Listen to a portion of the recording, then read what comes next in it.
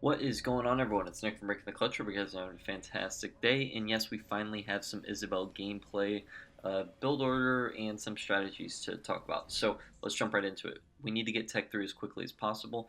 And for this particular build, I am not going to get power nodes. I'm not going to pick up expansions. This is simply to show you just the baseline in case all other options are restricted. All right, so generator first, supply pad second. Pick up as many supplies as you can, and then make a second generator on your third slot. Now, after that, make sure you upgrade both your generators and your supply pads. You're going to go supply pad on the last two spots as well. So after you do that, you should get Tech 2, or you should have the money to get Tech 2 around 3 minutes and 30 seconds. And then moving on from that, just go double vehicle depot on your back spots. That should be available to you once you upgrade to Tech 2. Now, one thing that we've got to be very careful with, and again, I make the video this way so that way, in case the enemy's just outplaying you on the power nodes and stuff like that, they've restricted your expos. This is at the base. As a baseline, you can get Tech 3 by 6 minutes and 23 seconds, and you get your first tank started by 6 minutes and 23 seconds as well. So that's the reason I show you it in this particular format, but it can obviously be improved much quicker if you use Marines with all the extra money that you'll have. The only thing I warn is that you must reserve your power. Okay, you have to use that strictly on upgrading to Tech 3, Tech 2, and for building up some tanks. So as you see right there, we've got our tanks coming out at 6:23, and then right around the 7-minute mark, we'll start upgrading for canister shell.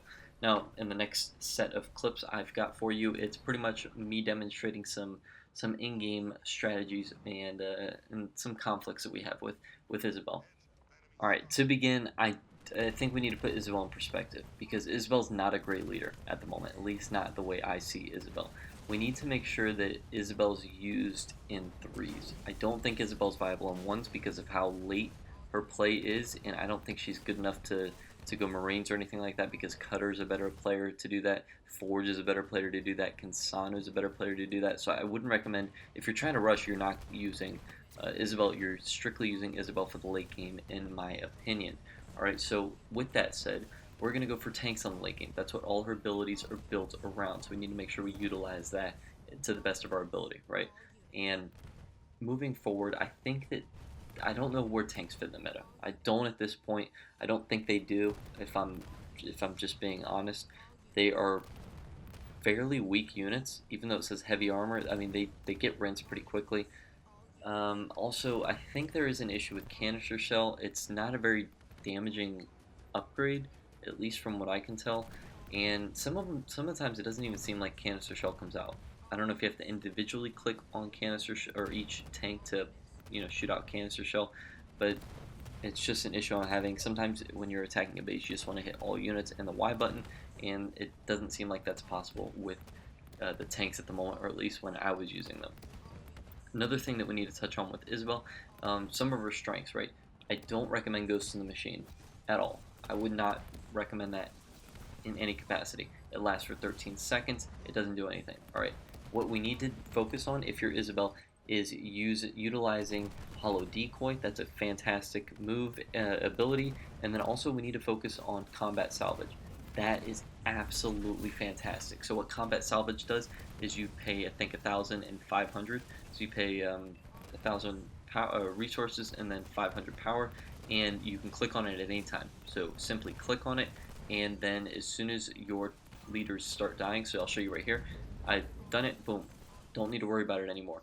Anytime a non-infantry unit dies, it respawns at your base immediately. I don't have to spend money on it, I don't do anything like that. So the next 8 tanks that die, presumably, will show back up to my base immediately, and they'll start climbing back over to my side of the map because I've got the rally point over here. So I mean, that's a fantastic ability, and I think that's probably one of the better abilities in the game. You don't have to, again, you don't have to click on it, you don't have to do anything. They just start moving back over to your side once they start getting knocked out of the game. And it's for 8 units. So if you play this right, you can pretty much, as long as you keep your units alive, say you click on it and then you go and sacrifice maybe, I don't know, pick 8 units, go sacrifice them at someone's main, you have 8 units instantly spawn back on your side, and then you can push back up again. It's almost like a double attack, and it happens instantly. The cooldown for it's actually pretty reasonable as well, so you'll get this back very quickly if you play your cards right. and I think that's where the strengths of Isabel are, and I think that's kind of the extent of her strengths is right there. It's with combat salvage. Obviously, some other things to note: she gets vehicles cheaper, stuff like that. Um, but if we're being honest, again, I think that's the extent of her strengths. It's simply getting that combat, playing into the late game and getting combat salvage, and pretty much double attacking your opponents with with tanks. Moving forward from that, some other things that we need to note with tanks: they are extremely slow. They're very bulky. Make sure you stay on the outside of any engagement. You do not want to get your tanks mixed up in any sort of engagement. You don't want to put them behind a base. You don't want to even put them in front of a base. Keep them on the sides of the bases in order to utilize them and make sure that they don't get pinched and die, because once they get pinched, they will die. Alright guys, that's it for me. If you want to see more in-depth look at Isabel, let me know. This is kind of like a test to see if anyone is actually interested in Isabel. If you guys have your own strategies, please let me know in the comments section down below, and I'll be double checking everything. So thank you guys again so much for watching. Hope you guys enjoyed, and have a fantastic day.